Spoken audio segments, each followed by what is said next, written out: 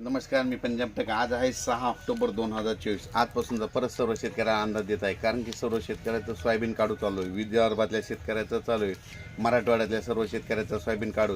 म्हणून सर्व शेतकऱ्याला सांगतो की तुम्ही 9 तारखेच्या आत तुम्ही तुमचं सोयाबीन काढा, मशीननं काढा, नसता वळे लावून झाकून ठेवा. कारण की 9 ऑक्टोबर ते 14 ऑक्टोबर दरम्यान राज्यात दररोज भाग बदलत पाऊस पडणार आहे. म्हणून हा अंदाज लक्षात घ्यायचा. सर्व शेतकऱ्यांना सांगू इच्छितो की राज्यामध्ये हा पाऊस जवळ आता सांगायचं झालं तर जवळपास तो म्हणजे सातारा, सांगली, सोलापूर या भागातून सुरुवात होणार आहे. म्हणून हा अंदाज लक्षात घ्यायचा. पण सर्व शेतकऱ्यांना सांगू इच्छितो की राज्यामध्ये मराठवाडा, पश्चिम महाराष्ट्रामध्ये हे पाऊस म्हणजे सुरुवात होणार आहे. म्हणून हे अंदाज लक्षात म्हणजे सातारा, सांगली, पुणे, त्याच्यानंतर मुंबई. तर आता हे परतीचा पाऊस मुंबईकरांना देखील एकदा झोडपून जाणार आहे.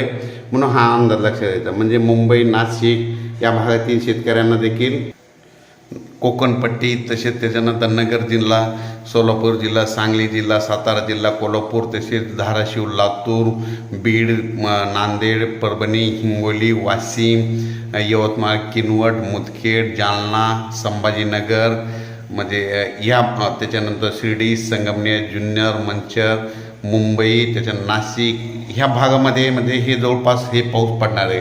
आणि सांगायचं झालं तर हा पाऊस फक्त विदर्भाकडे म्हणजे सांगायचं विदर्भामध्ये अमरावती, अकोला, वर्धा, नागपूर, भंडारा या भागामध्ये जरा कमी प्रमाण असणार आहे. म्हणून हा अंदाज लक्षात घ्यायचा.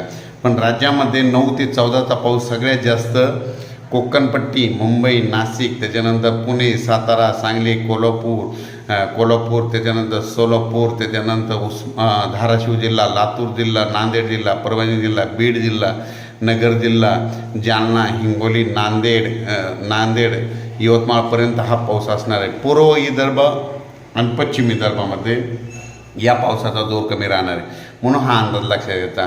कारण की राज्यामध्ये सर्व शेतकऱ्याचे, विदर्भातल्या शेतकऱ्याचं सोयाबीन काढणी चालू आहे. तर तुम्ही काय करा, 9 तारखेपर्यंत तुम्ही तुमच्या सोयाबीन काढा, वळ्या लावा आणि झाकून ठेवा.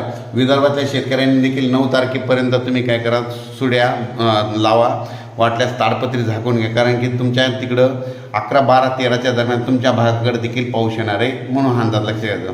पण राज्यात सगळ्यात जास्त पाऊस म्हणजे मुंबई, पुणे, नाशिक, कोकणपट्टी, त्याच्यानंतर सातारा, सांगली, सोलापूर, कोल्हापूर, धाराशिव, त्याच्यानंतर नगर जिल्हा, बीड, जामखेड, पाटोदा, त्याच्यानंतर दोंड, त्याच्यानंतर लातूर, बीड, परभणी, नांदेड या भागाकडे जरा जास्त प्रमाण राहणार आहे. म्हणून हा अंदाज लक्षात घ्यायचा.